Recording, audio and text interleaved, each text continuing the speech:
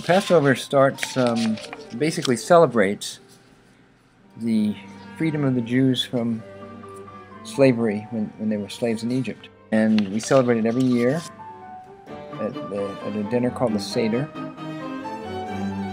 And the Seder starts with wine, drinking wine, having a glass of wine, and blessing the wine, and candle lighting, blessing the light.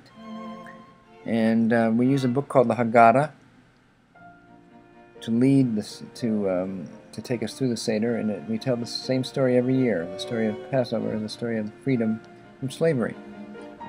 There's a plate set out on the table that has various things that remind us of why we're there. There's a green vegetable called the karpas, which reminds us of springtime and hope.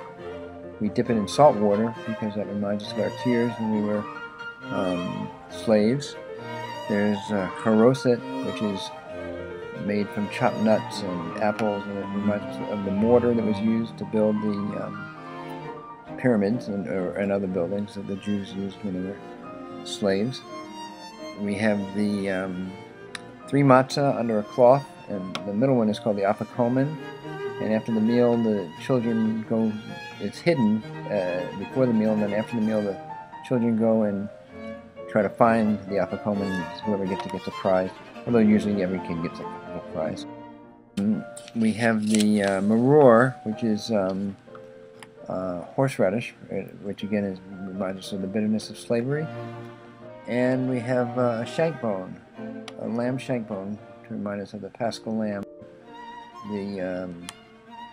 The blood of the lamb was put on the doors of the Hebrews, or the Jews, and that told the angel of death to pass over.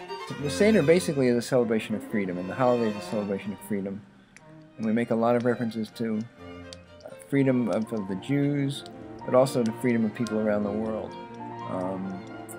We always say we will not be free till everyone is free, and it's a very important concept in the Seder, in the holiday.